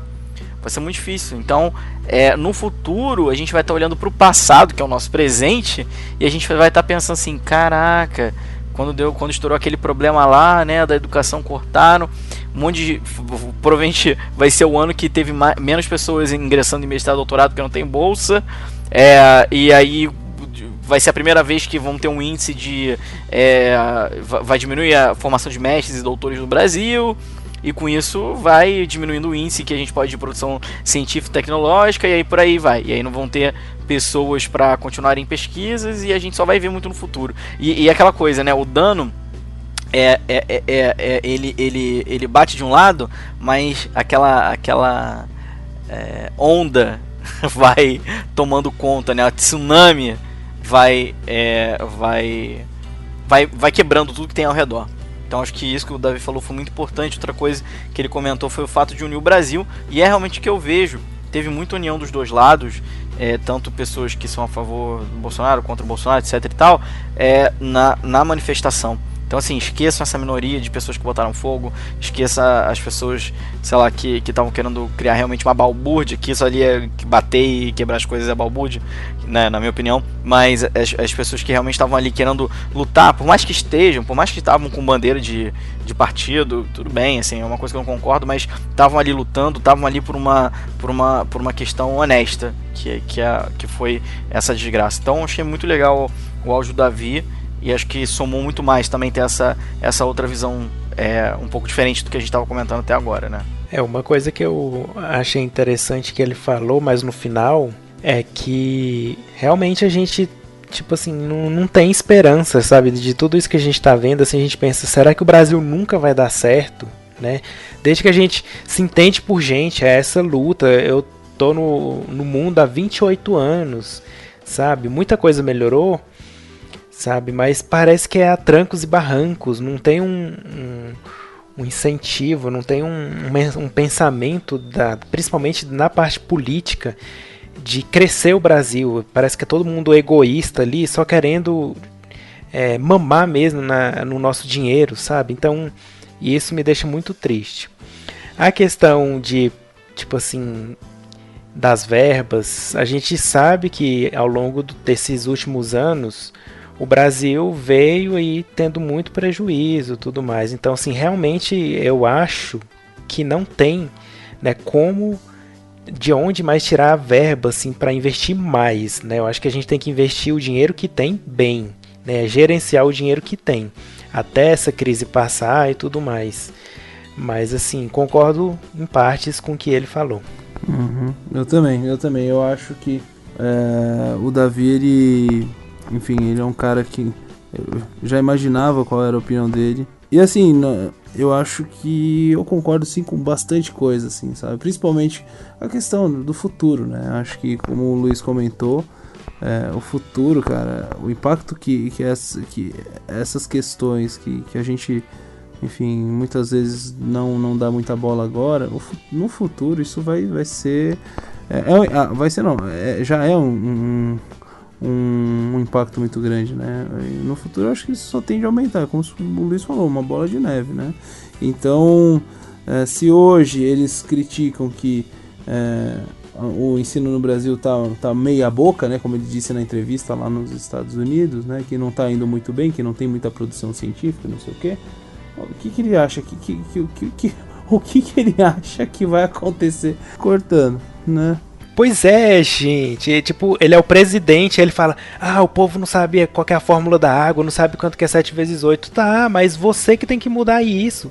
Agora, não sabe, e é isso? Não, aí o presidente que tem que pensar no futuro. Uma coisa que eu acho que as pessoas também estavam dizendo, é bom a gente ter um presidente técnico que saiba que, por exemplo, o Bolsonaro, por exemplo, é um cara que dizia, realmente eu não sei porra nenhuma, mas eu vou colocar pessoas que sabem, né? Só que isso, por um lado, ok, legal você colocar pessoas que sabem. Só que, cara, eu não votei nessas pessoas. O povo não votou nessas pessoas, né? Você tem que governar. É a sua função.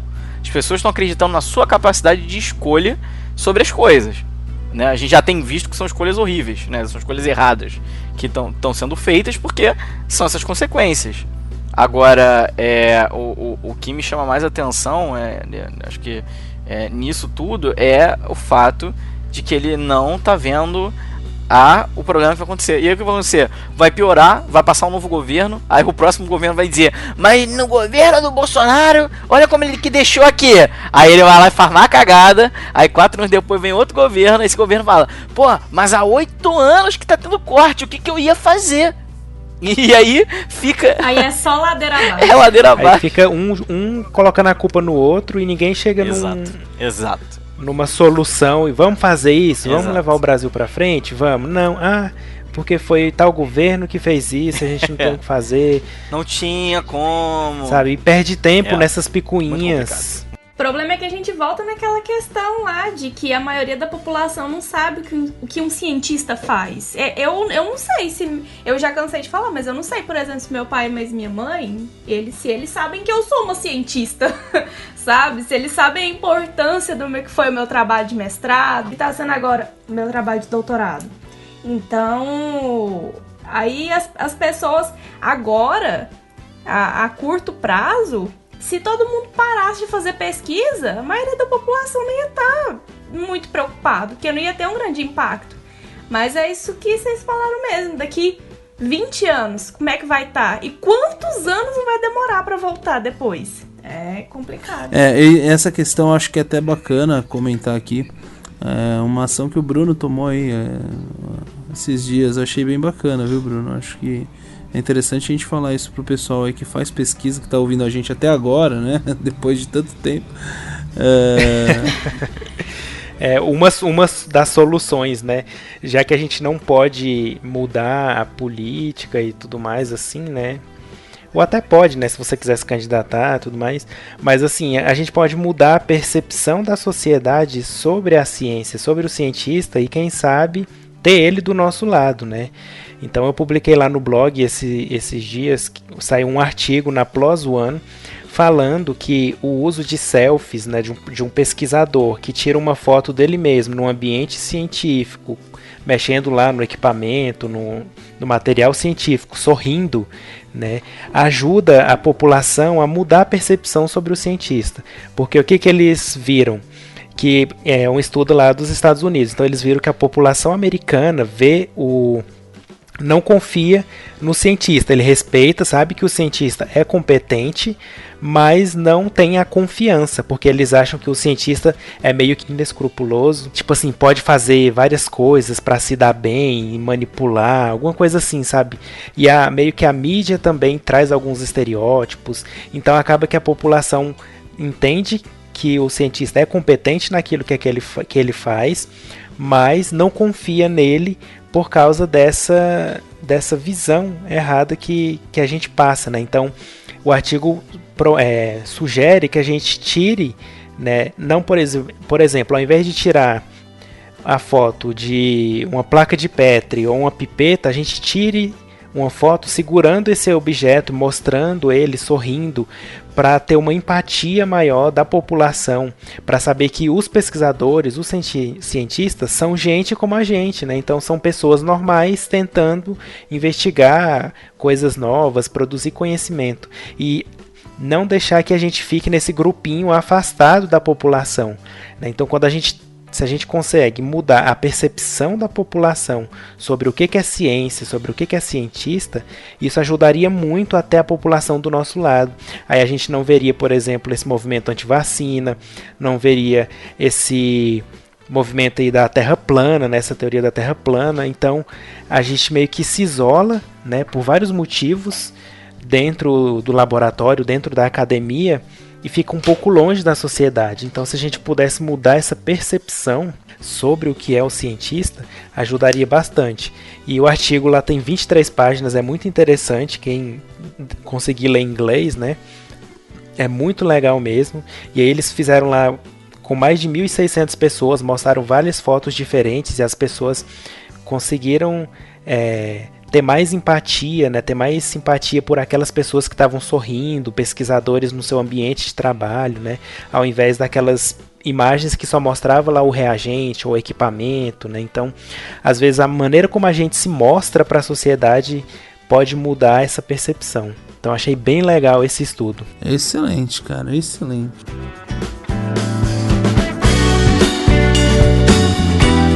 We don't need no education.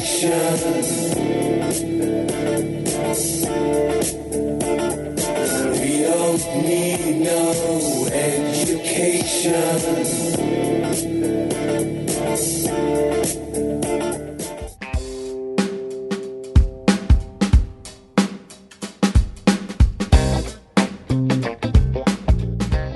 Pois, galera, nossa, falamos bastante aqui hoje, hein? Eu acho que talvez tenha sido o maior episódio do cast. Com certeza. Já batemos o recorde. Foi o tempo exato de você limpar a casa. Eu sei, você exatamente. varreu, passou pano.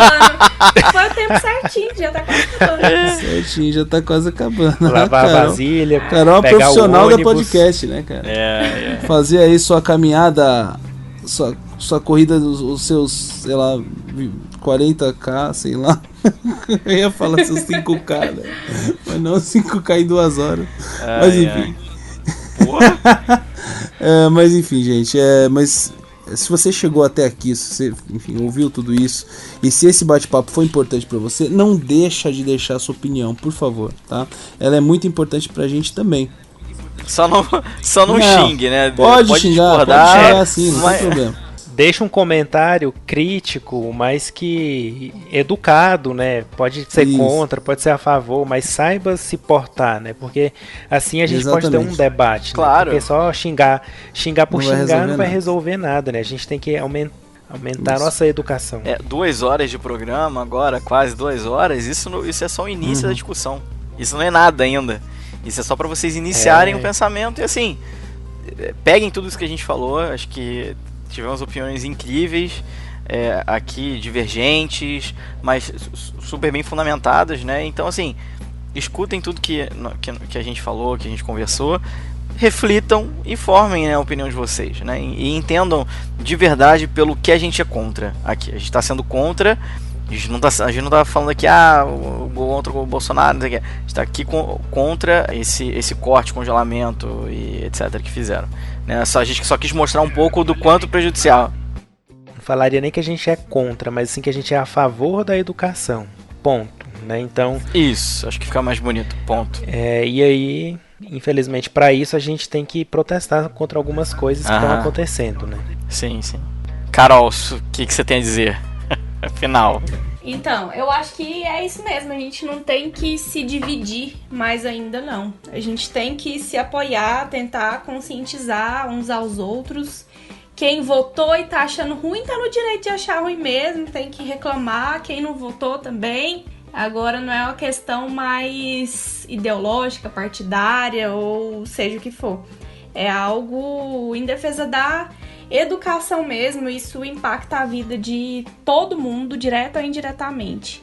Então, é algo que a gente tem que estar em cima mesmo, sempre se informando do que está acontecendo. E agora está no início, né? A gente não sabe também o que vai ser de agora pra frente. Então, vamos... Pode melhorar, pode piorar. Pode piorar. Pode piorar. Eu tô muito sem esperança.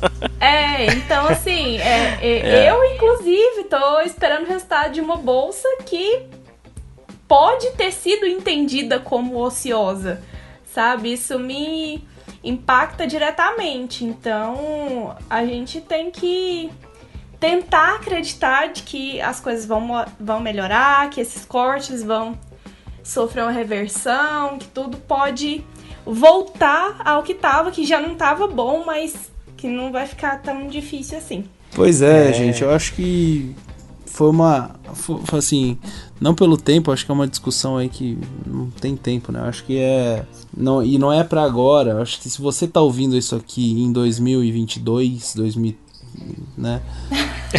Eu acho que vai tá rindo, falar, nossa, mas tava tão bom, eles estavam Esse é o pior, né? Nossa, mas eles estavam reclamando de quê? Exatamente, entendeu? Ou não, vamos ser otimistas. Eu sou um cara mais otimista, assim, gente. Eu acho que se você tá ouvindo isso aqui em 2022 e viu que, sabe, apesar dos percalços deu tudo certo e o Brasil tá começando a... E o Brasil agora é monarquia. A gente tem um rei. Ai. Mas o Brasil tá começando a arrumar pra um lugar melhor, assim. A gente tem que ter esperança, gente, sério.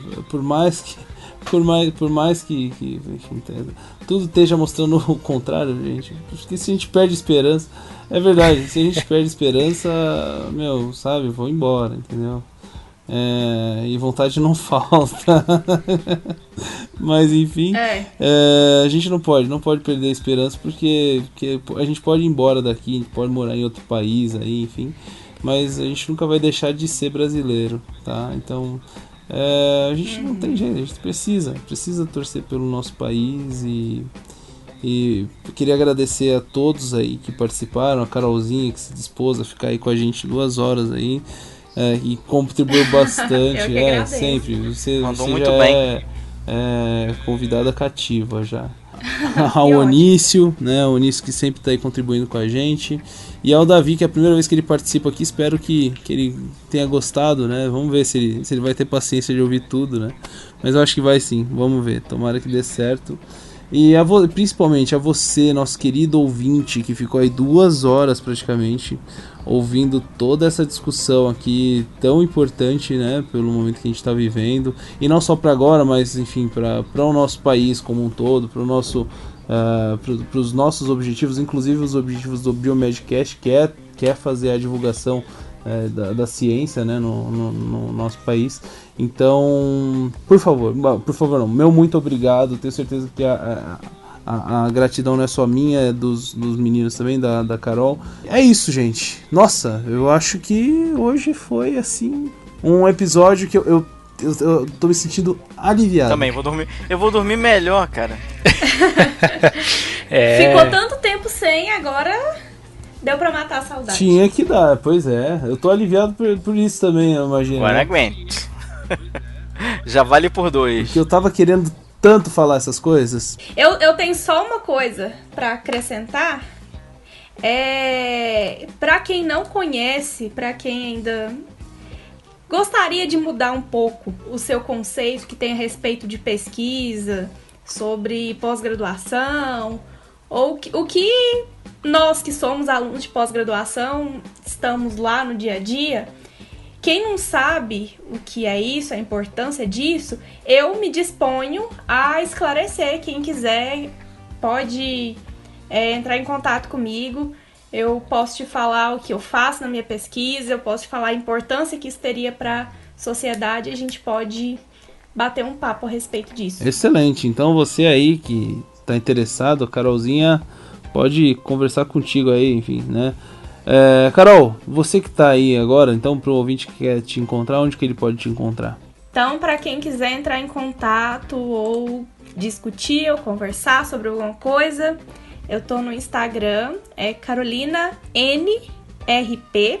Pode procurar lá que às vezes eu posto algumas coisas assim do meu dia a dia também, do que eu faço, então pode verdade. seguir. Certo, gente?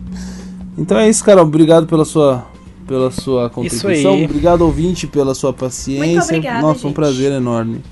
E é isso aí, Biomedcast está de volta mesmo. E a gente pretende agora seguir sem interrupções. A gente teve essa pausa aí de 1 mês e pouquinho, mais ou menos. Mas agora o intuito é continuar trazendo um conteúdo de qualidade. A gente não ia aqui, enfim, ficar publicando um assunto que, enfim, não seja relevante para você. Certo, gente? Exato. Certíssimo. Então, um beijo, um abraço, até a próxima e tchau. Tchau, galera. Valeu, até mais. Falou, galera. Tchau. Tchau, até mais.